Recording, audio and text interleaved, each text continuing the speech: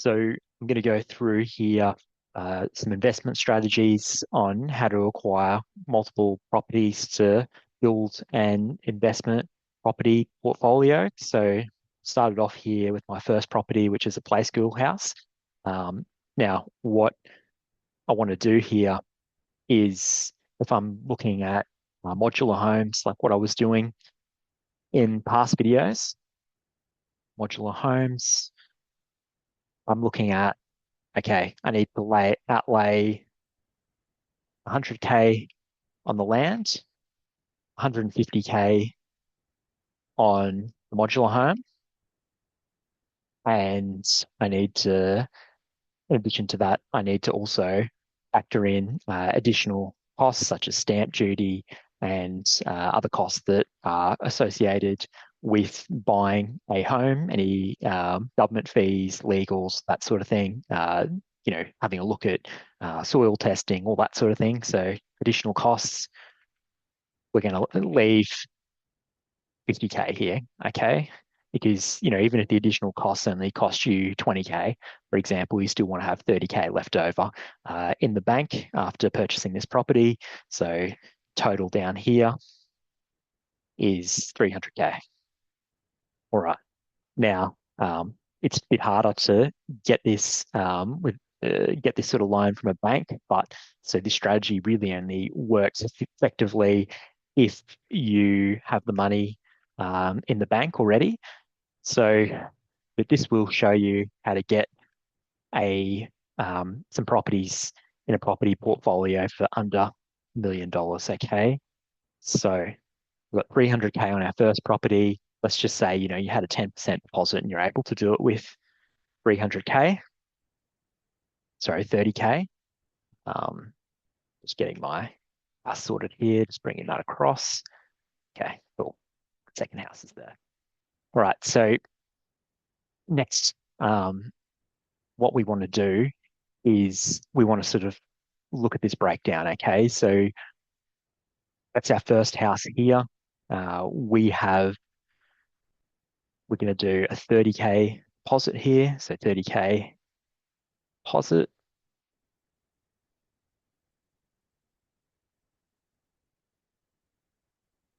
30K deposit. Okay, and then we would owe in this scenario 200, and we'll say 50K to the bank. So that would be your mortgage. Just go Mort here, MORT. Okay, yep. And in addition to that, you'd have 20K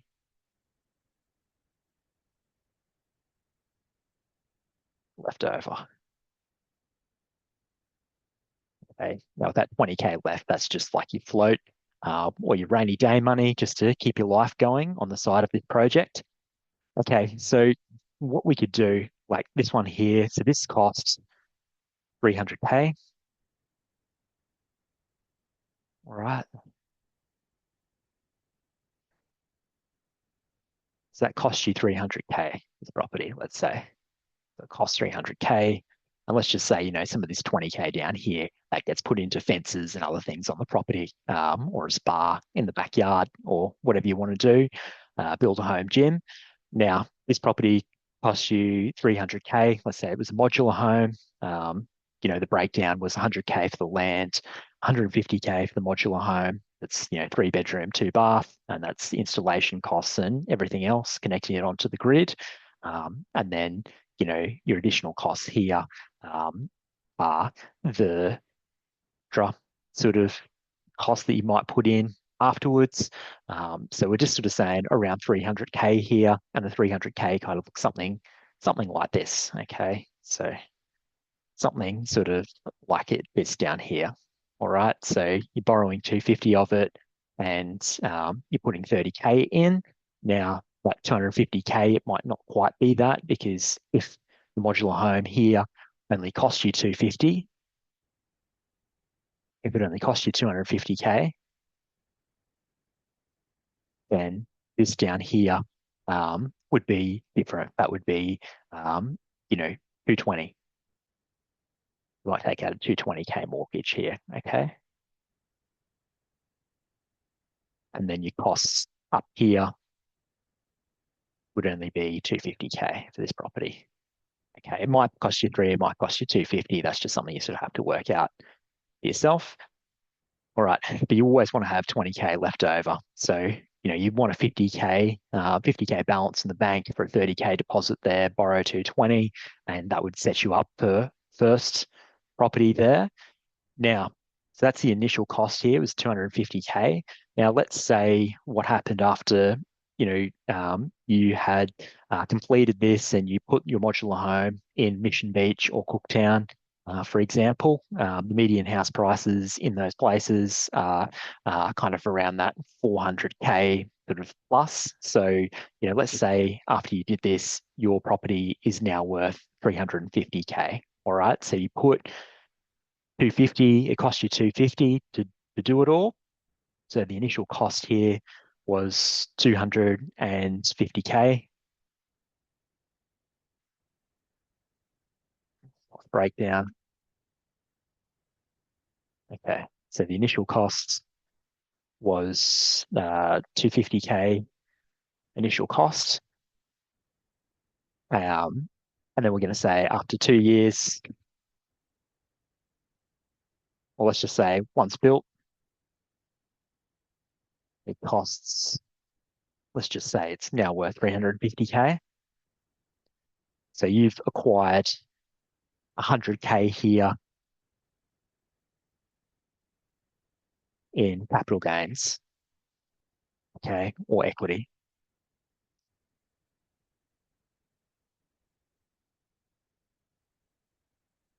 I would say capital gains. Okay.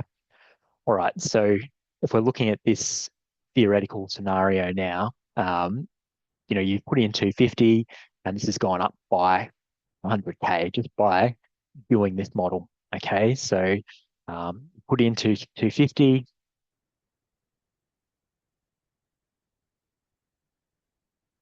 and it's gone up to 350. Okay. So you now have an extra 100K here worth of equity in addition to your 30K deposit. Okay, so you now have 130K equity in a 350K property. Okay, so we're looking at that here, that 350K, and you have 130K worth of equity in this. So that then leaves 220K left still to pay off there. But the loan to value ratio is getting better because you have a bigger percentage of ownership of that particular property. Okay, so once that happens, you can then theoretically go from property number one. Okay,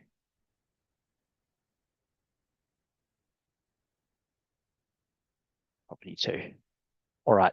And let's say on property number two, what you're going to do is you're just going to repeat this step. So let's say you've saved up another 30K and you borrow another 220 and you do the same as what you did here over here to acquire number two. Okay. So you put down another 30K, borrow another 220. So now the total of what you owe is you owe 440 across the two properties. So you owe 440K.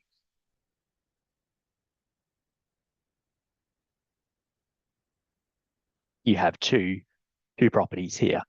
Now, if you sat on these properties, rent them out for $100 a week, let's say you rented them out for $300 a week, each property here, you could pull in 15K a year and you could use that to sink into the money here that you owe.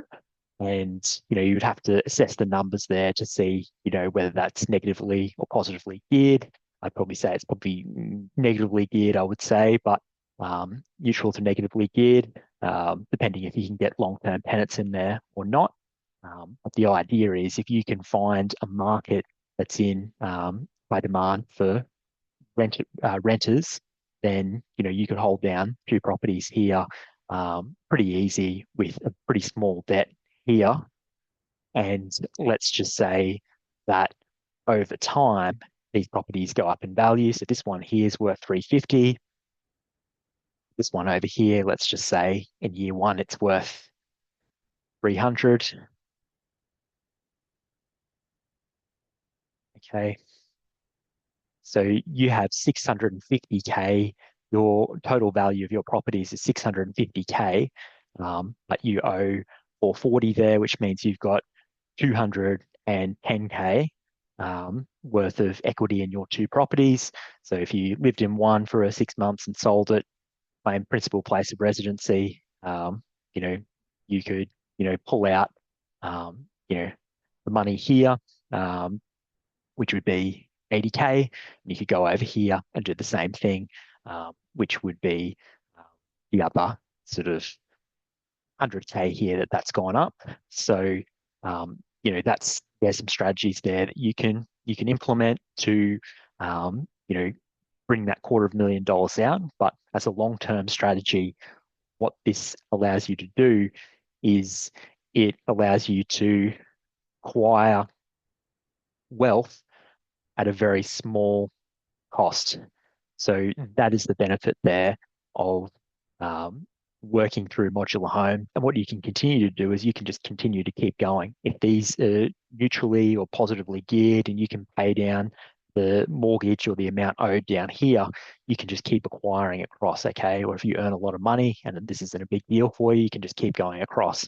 Now, if we look at that comparatively to, say, let's just say if you go and buy a $1 million house in Brisbane, say a 1 mil house, um, you buy a 1 mil house in Brisbane, and you might have, let's just say, you've got 100K deposit,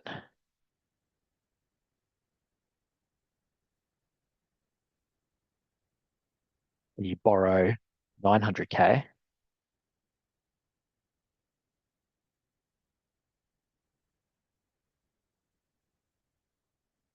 You might only be able to rent this property out for 700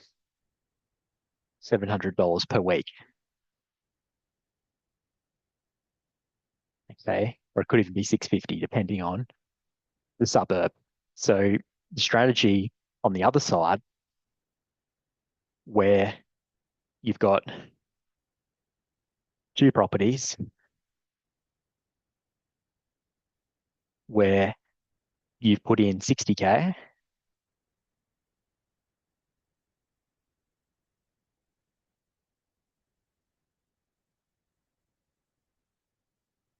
and I think it was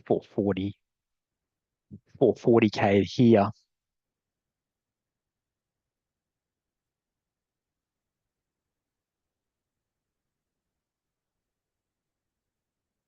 So, you've acquired these two properties here for 250K each for 500K, and each one demands 300 per week in rental income for a total of 600 a week.